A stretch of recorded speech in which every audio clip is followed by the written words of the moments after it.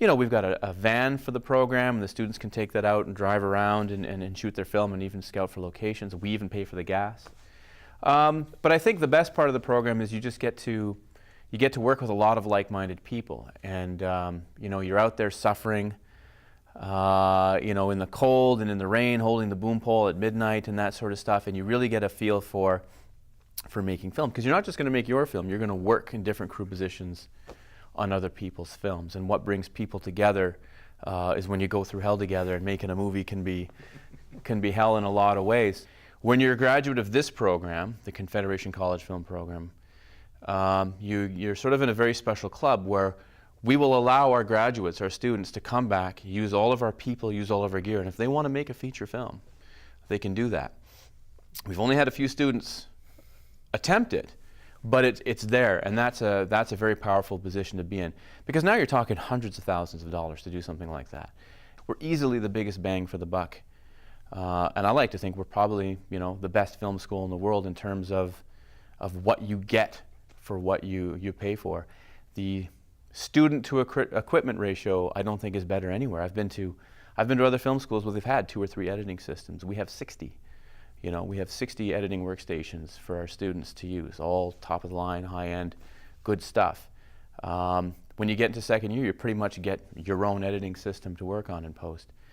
Yeah, and lots of cameras, lots of lenses, lots of jibs and dollies and Steadicams and all kinds of great things. We just have all this stuff, so you can just come here and make movies. You can come here and learn how to make movies and actually make movies by doing them. And how did you wind up in the position that you're on, directing this program now? I was actually a graduate of the program myself in 1999. I graduated in 1999. I made one of the best student films ever. It was called Rusty's Revenge. But I had graduated from university, and I was taking literary criticism and critical theory in university, and it was all this sort of highfalutin, great studying the best that had been thought and known in terms of poetry and prose and this kind of thing. But I didn't want to preach to the converted. I wanted to find a medium. If I'm going to use art to make the world a better place, movies is the place to do it, because people go to see movies. I'll still argue that if you have a message of environmentalism, for example, well, more people got that message from a film like Avatar than all the environmental docs put together. So you want to get the biggest megaphone you can to speak to as many people as you can, and if you can entertain them as well as educate them, then you're in the winning game, and that's what the movies are. They educate and they delight us, so it's just a wonderful medium to work in.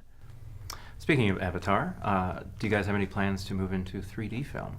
We're looking, we're going to wait a bit, I think, on the price, not of the cameras. You can actually get 3D cameras pretty cheap now, and they don't look too bad.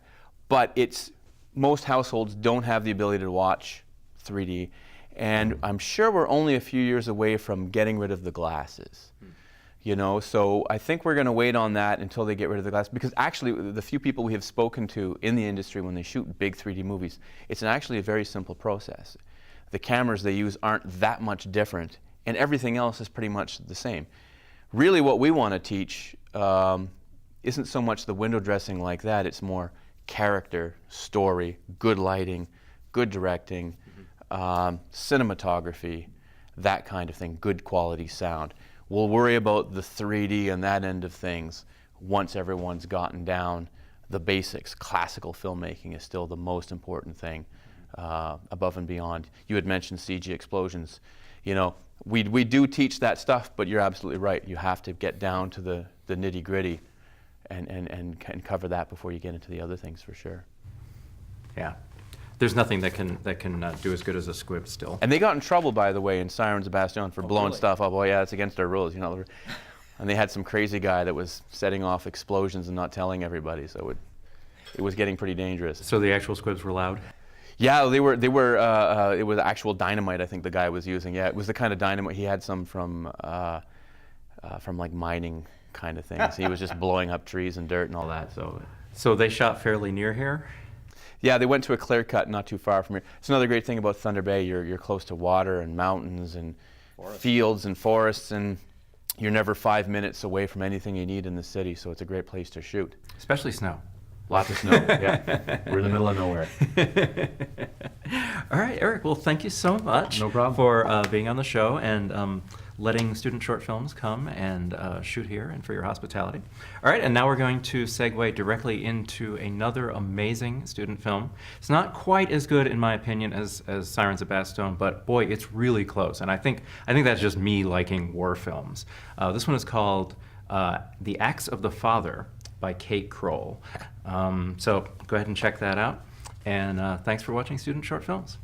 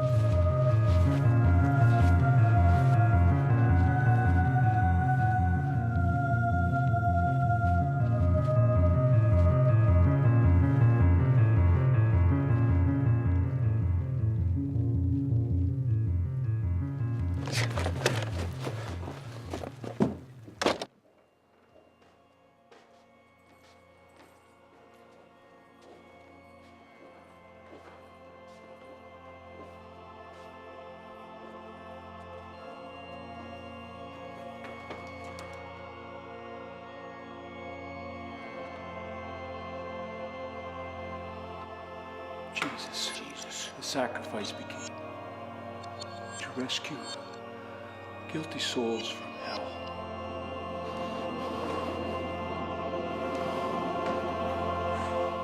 Hello, Rick. Are you all right? Salvation. Pardon? He gave me salvation. Who did? God.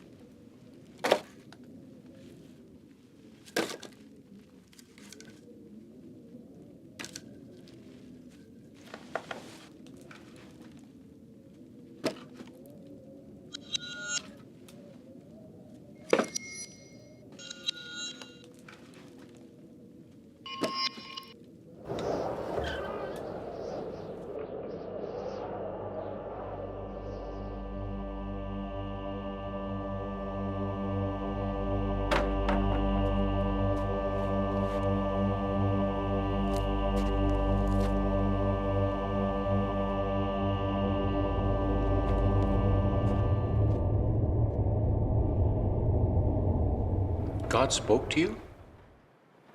My son hasn't been in school for days. His teacher is even threatening to call the cops on me. Well, what can I do to help? You're not listening. I needed to repent for my sins somehow. But now, I'm not so sure of what I've done. Remember, Father, last week, your sermon. This is from the book of Matthew. He who loves his son or daughter more than he loves me is not worthy of me. I did what he told me to do.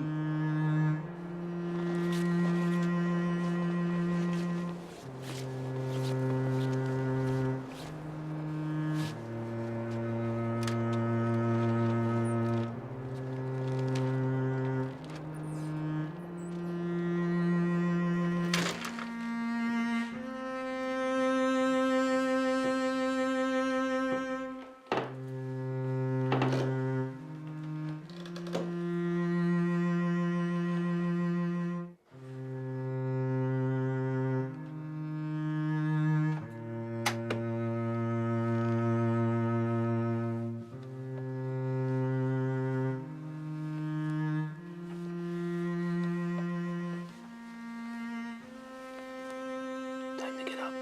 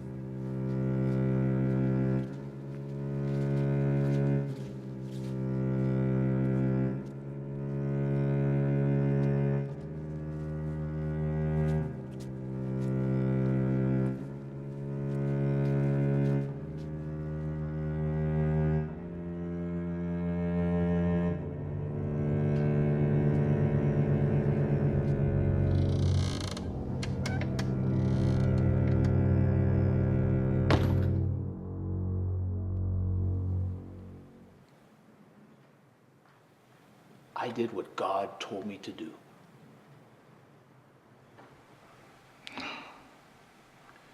I don't know. He who loves his son or daughter more than he loves me. I did what he told me to do.